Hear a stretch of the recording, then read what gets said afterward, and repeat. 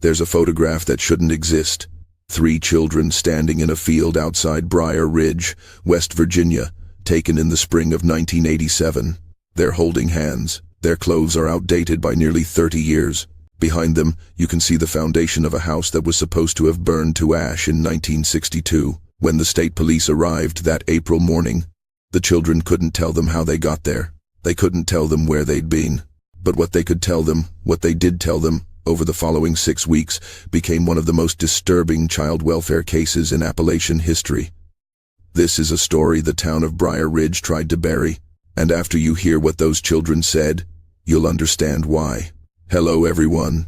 Before we start, make sure to like and subscribe to the channel and leave a comment with where you're from and what time you're watching.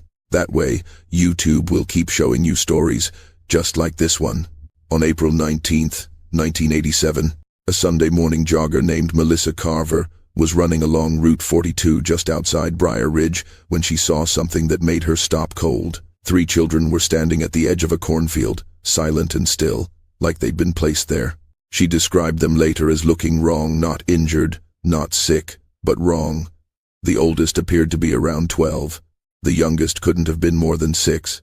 They wore clothes that looked like something out of a 1950s catalog. High-waisted trousers on the boys, a cotton dress with lace trim on the girl. Their faces were clean, but their expressions were hollow, empty. When Melissa approached them and asked if they were lost, the oldest boy looked at her and said, "We came back." She called the police from a gas station 2 miles down the road. By the time Sheriff Tom Decker arrived, the children hadn't moved. They stood exactly where she'd left them, hands linked, eyes forward. Decker would later tell a state investigator that in 23 years of law enforcement, he'd never felt unease like that. Not from a crime scene, not from a domestic dispute, from 3 silent children standing in a field. He asked them their names. The oldest boy said, "Michael Grayson." The girl said, "Caroline Grayson." The youngest said, "Samuel Grayson." When Decker asked where their parents were, Michael looked at him with an expression the sheriff described as ancient, and he said, "They went into the ground a long time ago." The Grayson name meant something in Briar Ridge. In 1962, a fire had consumed the Grayson family home on Crescent Hill Road. Richard and Evelyn Grayson died in the blaze. Their 3 children, Michael, Caroline, and Samuel, were never found. The assumption, for 25 years, had been that their bodies were lost in the collapse, that they'd been burned beyond recognition, that the case, while tragic, was closed. But now, standing in front of Sheriff Decker, were 3 children who not only bore those names, they matched the descriptions from the missing persons reports filed in 1962. Same ages, same faces, same birthmarks. It was as if they hadn't aged a single day. Decker placed them in protective custody and contacted the state. Within 48 hours, federal investigators, child psychologists, and forensic specialists descended on Briar Ridge. What followed was 6 weeks of interviews, medical exams, and psychological evaluations. And what those children said, what they described in calm, unwavering voices, was something no one was prepared to hear. The medical examinations came back impossible. 3 different physicians examined the children independently, and all 3 reached the same conclusion, based on bone density, dental development, and physical markers. Michael Grayson was approximately 12 years old, Caroline was 9, Samuel was 6. These weren't adults pretending to be children. These weren't teenagers coached to play a role. They were children. But the children who disappeared in 1962 would have been 37, 34, and 31 years old in 1987. The math didn't work. Biology didn't work. And yet, fingerprints taken from a ceramic cup Michael had touched during the first interview were sent to the FBI. They matched a partial print lifted from a toy fire truck recovered from the Grayson home wreckage in 1962. Caroline had a crescent-shaped scar on her left wrist. Medical records from 1961 showed that Caroline Grayson had received stitches in that exact location after falling from a swing. Samuel had a birthmark below his right ear. The same birthmark appeared in a photograph taken at his 4th birthday party in 1961. Every biological marker said these were children. Every historical marker said these were the Grayson children. And that should have been impossible. The lead investigator, a woman named Dr. Laura Finch, had worked with traumatized children for 15 years. She'd interviewed survivors of abuse, of trafficking, of unimaginable horrors. But she said the Grayson children were different. They weren't traumatized.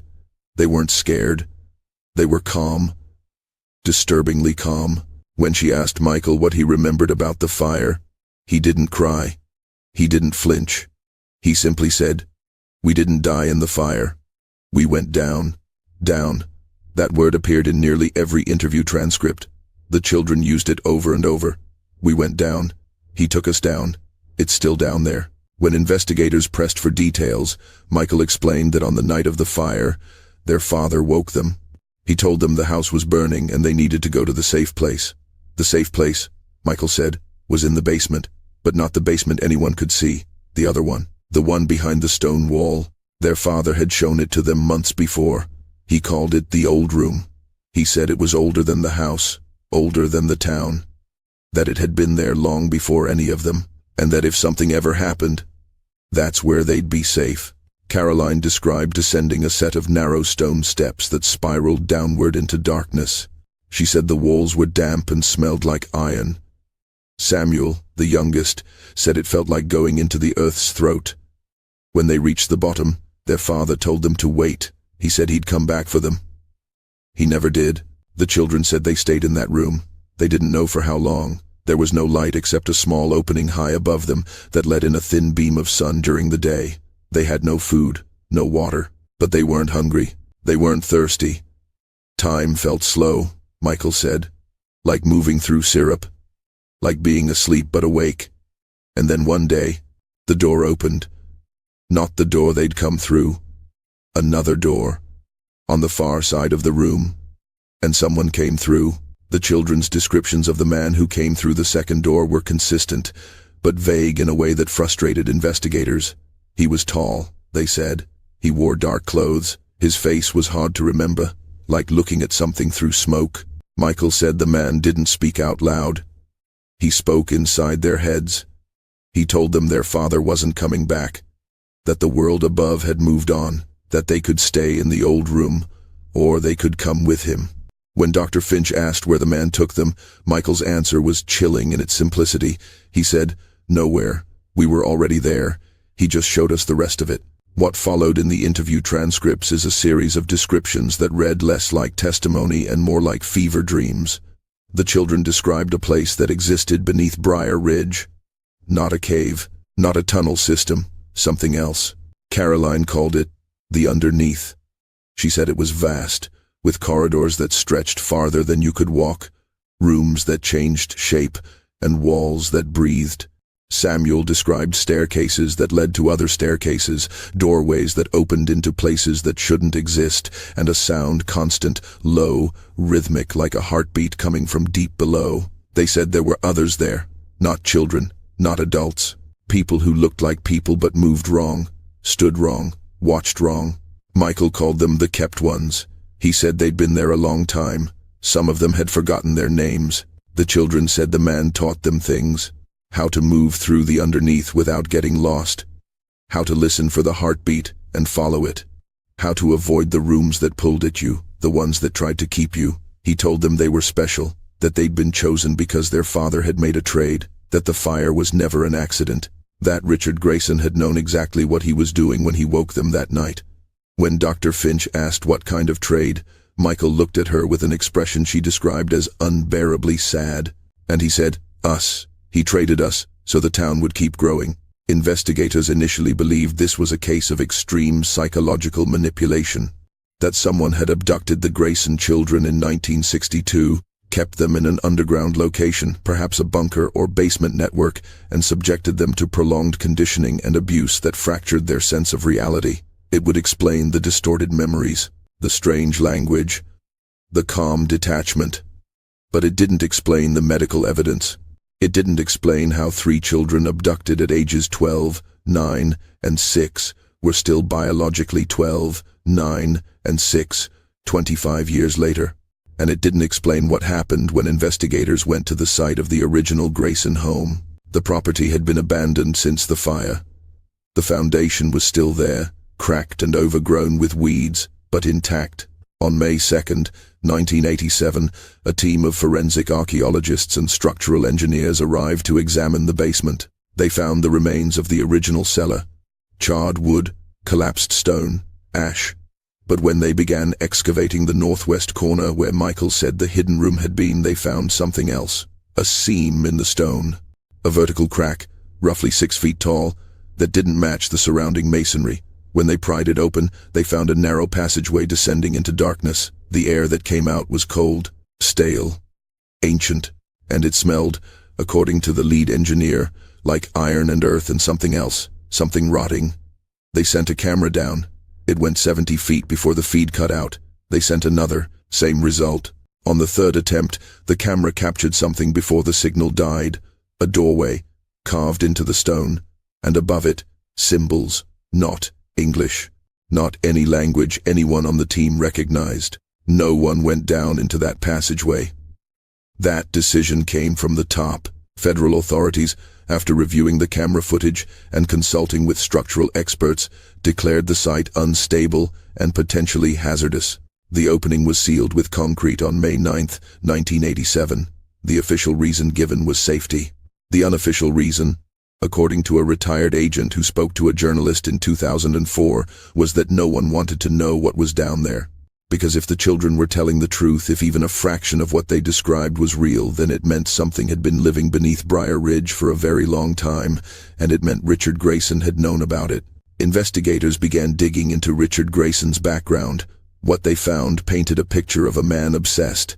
In the months before the fire, Richard had withdrawn from social activities. He'd stopped going to church. He'd begun spending hours in the town's historical society, poring over old maps and records. A librarian remembered him asking about the town's founding, about the original settlers, about what had been there before the town existed. He'd checked out books on local folklore, on Native American legends of the region, on geological surveys. And in the weeks before his death, he'd told his wife Evelyn something that she'd mentioned to her sister in a phone call. He'd said that Briar Ridge was built on a bad foundation, that the town had made a deal a long time ago, that someone had to keep paying. Evelyn's sister, Martha Hollis, was interviewed in June of 1987. She was 71 years old and still lived in Briar Ridge. She told investigators that her sister had been terrified in the weeks before the fire, that Richard had changed, that he'd become distant, obsessive, paranoid. He'd started locking the children's bedroom doors at night. He'd installed extra locks on the basement door. He'd told Evelyn that something was waking up, that it was hungry, and that if he didn't do something, it would take more than just his family. When Martha asked what he meant, Evelyn couldn't explain. She only said that Richard believed the town owed a debt, and that he'd found a way to pay it. The fire that killed Richard and Evelyn Grayson was ruled accidental in 1962. Faulty wiring, the report said. But when investigators reviewed the original case files in 1987, they found inconsistencies. The fire had started in multiple locations simultaneously. Accelerant residue had been noted but dismissed, and a firefighter who'd been on scene that night had written in his personal log, never included in the official report, that the basement door had been chained shut from the outside, as if someone wanted to make sure nothing came up, or that no one went down. The children's account suddenly seemed less like delusion and more like testimony, and that raised a question no one wanted to answer. If Richard Grayson had traded his children to something beneath the town, what had he gotten in return? The answer might have been in the town itself. Briar Ridge had been dying in the 1950s. The coal mines were tapped out, the lumber mill was closing, young people were leaving. But in 1963, 1 year after the Grayson fire, things changed. A textile company opened a factory on the east side of town, then a packaging plant, then a distribution center. Within 5 years, Briar Ridge went from a population of 1,100 to over 4,000. Jobs came, money came, the town grew, and it kept growing.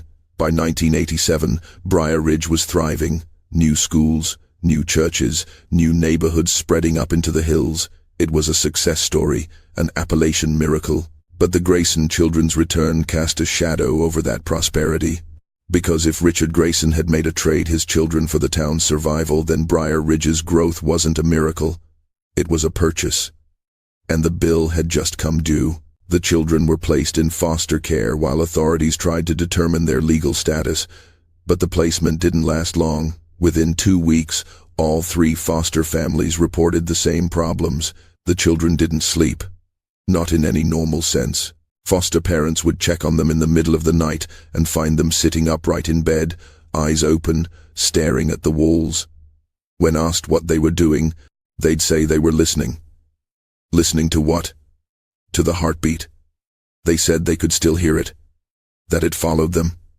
That it never stopped. One foster mother reported waking at 3 in the morning to find Samuel standing at her bedroom door. When she asked what was wrong, he said, "It knows we left. It wants us back."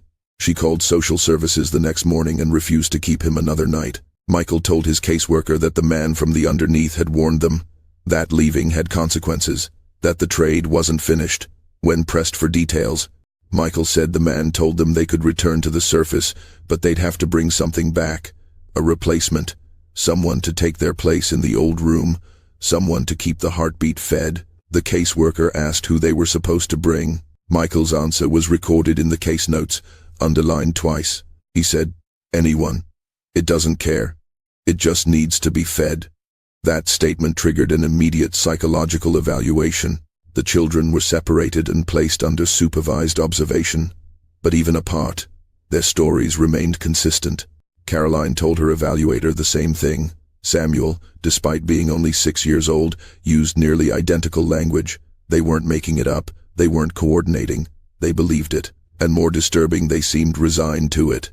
By late May, the town of Briar Ridge had become aware of the situation. News traveled fast in small towns, and the return of the Grayson children was the kind of story that couldn't be contained. At first, there was curiosity, then unease, then fear. People started asking questions. Why had the children come back now? What did they want? And why were investigators digging up the old Grayson property? Some residents began to remember things, strange things. A man named Howard Finch, no relation to Dr. Laura Finch, told a local reporter that in 1963, just after the town started growing, he'd been hunting in the woods north of Crescent Hill Road. He'd found a circle of stones in a clearing. In the center was a pit, maybe 4 feet across, descending into darkness. He dropped a rock into it and never heard it land. When he mentioned it to his father, he was told to forget about it, that some things in Briar Ridge were better left alone. He never went back, but he remembered where it was.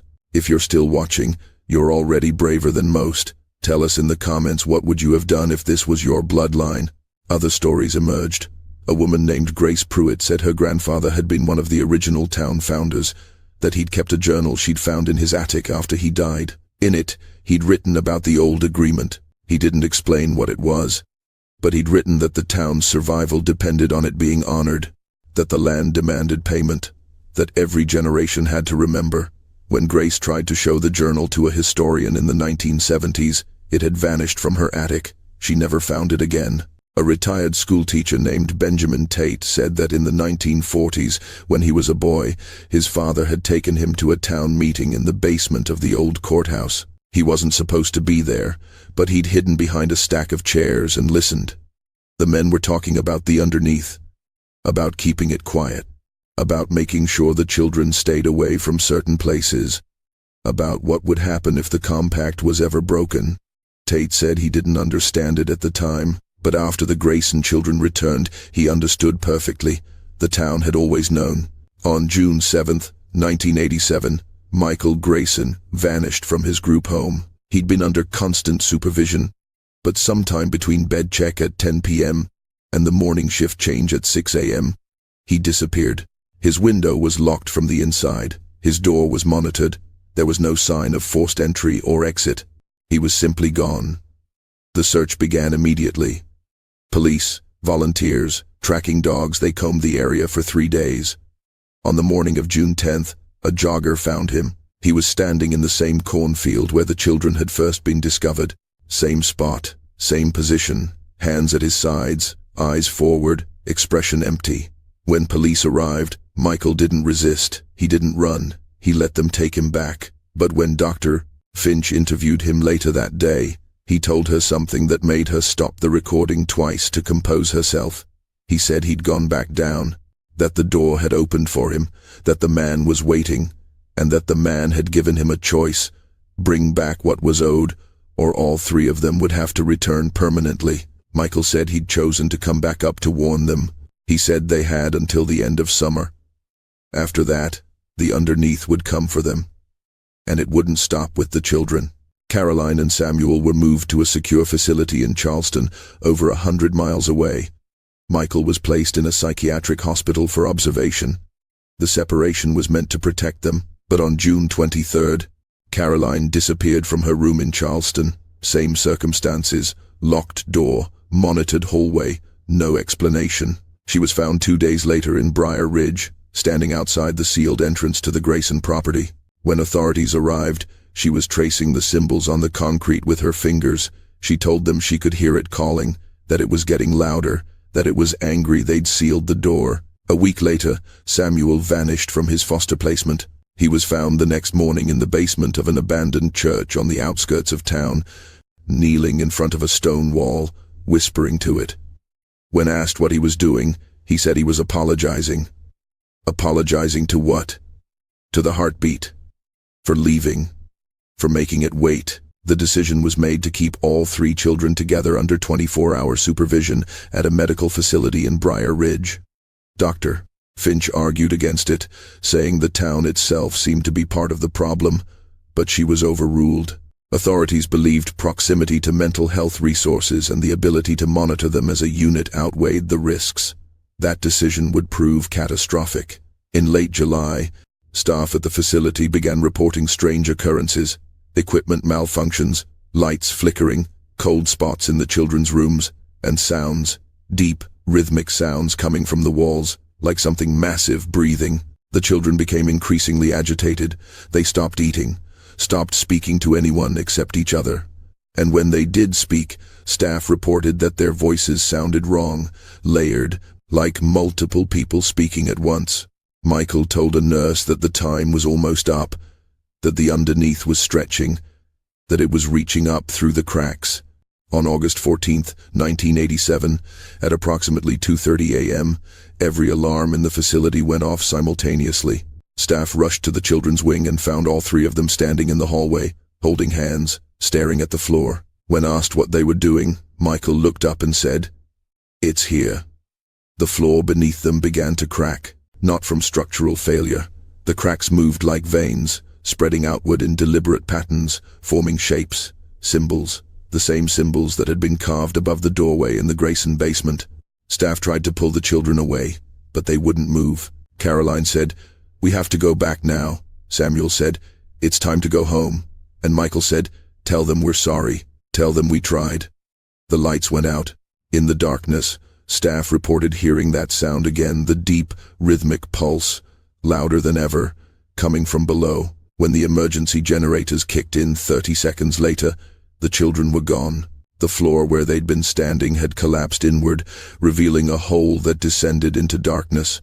Rescue teams were assembled, but before anyone could enter, the hole sealed itself. The cracks in the floor smoothed over. The symbols faded.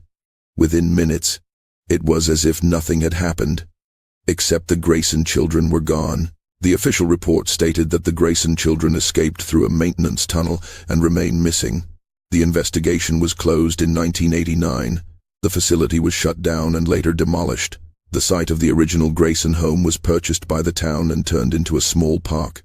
No excavation was ever permitted, no further investigation was conducted, and the town of Briar Ridge continued to grow. But something changed after August of 1987. People who lived there noticed it, even if they didn't talk about it openly. The town felt different, heavier. There were more disappearances than there used to be. Not many, just enough to notice. A teenager would run away and never be found. A hiker would go into the woods and vanish. An elderly resident would wander from a nursing home and disappear without a trace. Always in the northern part of town. Always near the old Grayson property. And always, the searches would end the same way. No body, no evidence, no explanation. Just gone. Dr. Laura Finch left Briar Ridge in 1988 and never returned. She refused all interviews about the case until 2003, when she spoke to a documentary filmmaker on the condition of anonymity. She said the Grayson children were telling the truth, that she'd spent 16 years trying to rationalize what she'd witnessed, and she couldn't. That something existed beneath that town, something old and patient and hungry, and that Richard Grayson hadn't been insane. He'd been desperate. She said the worst part wasn't what happened to the children. It was knowing that the town had allowed it. That somewhere in Briar Ridge's history, someone had made an agreement. A trade. Safety and prosperity in exchange for occasional sacrifice, and that trade had never been broken. The children were just the latest payment. In 2006, a construction crew breaking ground for a new shopping center on the north edge of Briar Ridge discovered a network of tunnels beneath the site. Old tunnels, stone tunnels, the kind that shouldn't have existed in that region. When engineers descended to survey them, they found evidence of habitation. Not recent, ancient, carvings on the walls, symbols no one could identify.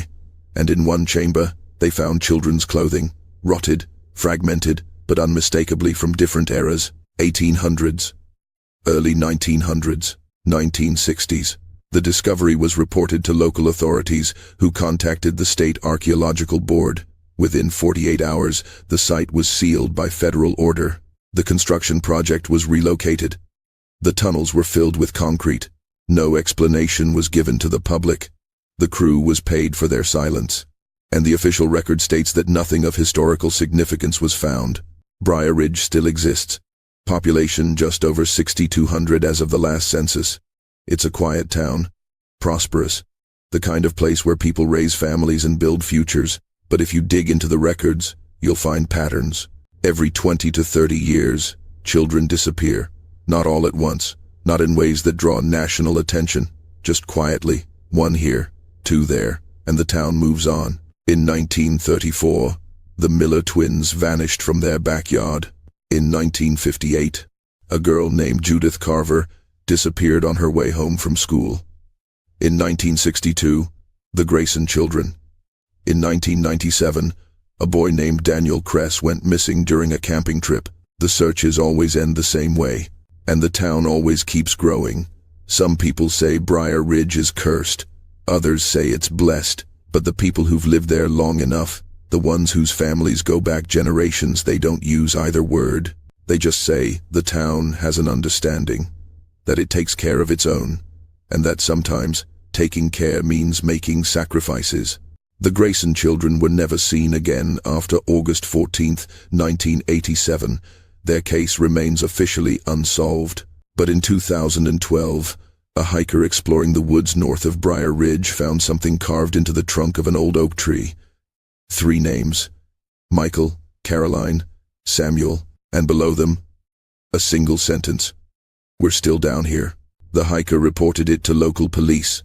When officers went to investigate, the tree had been cut down. The stump showed no evidence of carving, and the hiker, a man named Thomas Reed, moved out of West Virginia 3 months later. He told a friend he couldn't shake the feeling that something had been watching him in those woods, that he'd heard a sound while he was standing at that tree.